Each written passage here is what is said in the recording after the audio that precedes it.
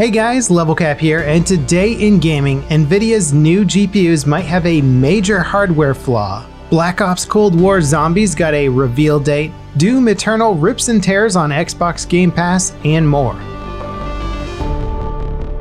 A report from Igor's lab is claiming that the strange crashes and performance issues with the RTX 3080 and 3090 are due to poor component selection by third-party vendors. Apparently, cheap capacitors on the PCBs for both GPUs are causing hardware stability issues when they run at boosted clock speeds. Basically because these cheaper components are supposedly letting interference into the electrical systems of the GPUs, which causes instability and other problems. The interference can come from a number of sources, such as the power supply of your PC, the quality of the electrical wiring in your house, radio transmitters, and other devices that generate EMI. Nvidia hasn't released an official statement regarding Igor's lab's claims, and they will need to be validated by third-party vendors before any sort of recall or buyer beware warnings are made. As with most new hardware launches, there are always software bugs that impact stability.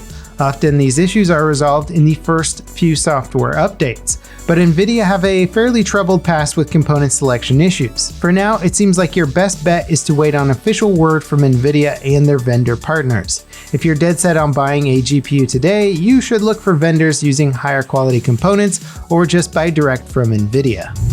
Call of Duty Black Ops Cold War Zombies will be revealed on Monday. An Easter egg hunt went on all week with various Call of Duty partners and their communities decoding cryptic clues and websites sent to them by Activision.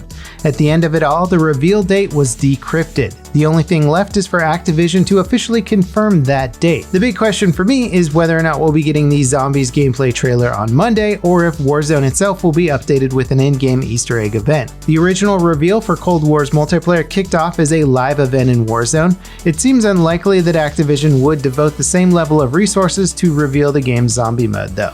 Regardless, we'll be here on Monday to cover whatever happens. Warzone's next major update lands with Season 6 on Tuesday. It'll add a subway system to the map that does a circuit around its entire perimeter. Apparently, if you're in a firefight while riding the subway, the train will stop until the fight ends.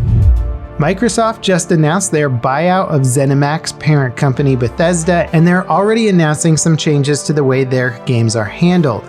Doom Eternal officially launches on Xbox Game Pass October 1st. Technically, Microsoft's deal hasn't been finalized yet, so it's unclear if the addition of Eternal to Game Pass was made independently of the deal. Either way, it's great news for Game Pass owners. Eternal is one of the year's most well-reviewed games and is getting its first major DLC on October 20th. The Ancient Gods Part 1 will take players back to heaven to clean up the demonic invasion that took over after the game's campaign. It's also being released as a standard game for people that didn't buy Eternal. Hopefully it'll be bundled with Eternal for Game Pass owners. Metal Gear Solid 1 and 2 are now available on GOG.com. The original Metal Gear Solid games are absolutely classic titles that spawned an 18-year franchise under the direction of Hideo Kojima. Of course, the original Metal Gear debuted even further back in 1987, but 1 and 2 are what put the franchise on the map. Neither game has received a modern PC port until today, though things are not quite all sunshine and rainbows. Konami have just made their original PC ports from 7 years ago available for download. GOG have added a few things to make playing the games on PC a bit easier, but they haven't fixed any of the original issues with the ports. In other words, the GOG version have all the same bugs and problems the old ones had. The good news is there are plenty of community-made patches that will get things running correctly with both games. Hopefully this means that Konami will finally bring Metal Gear Solid 3 and 4 to PC. Both of those games are landmarks for the franchise, but they're stuck on the PlayStation 2 and PlayStation 3. A modern PC port for them would be amazing, especially considering that Metal Gear Solid 3 is arguably the peak of the franchise. Amazon made several big reveals yesterday. They announced a new in-home camera that's also a drone, fulfilling the prophecy of Ghost Recon Breakpoint. They also revealed a game streaming service called Luna. It will run Windows games on Nvidia T4 GPUs and works on desktop and mobile devices. The launch date has not been confirmed, but signups are now available for playtesting. The service will offer gaming channels that users can subscribe to rather than offering one blanket fee that covers everything. Right now, however, it only seems to have one channel called Luna Plus. They're offering it for $5.99 a month, but that price is likely to go up in the future. You get access to 50 games via the Luna Plus channel. Ubisoft will also offer a channel with 50 games as well at some point. Amazon is selling a Luna-compatible controller for $50 as well. In terms of tech specs, Luna offers 1080p gaming with 4K support coming soon for selected titles. Because it runs on Windows, most games will work almost out of the box. Compared to Stadia's Linux-based solution, it's a big time saver for developers looking to support Amazon's service. Game streaming has taken off lately thanks to advances in streaming technology. And while it seemed to be mostly a gimmick that failed to deliver a fun gaming experience in the past, these days, Microsoft xCloud, Nvidia GeForce Now, and even Google Stadia are nearly indistinguishable from a native desktop experience.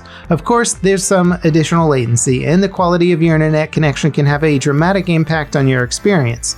Still, game streaming is definitely a viable alternative to owning a PC or console hardware nowadays.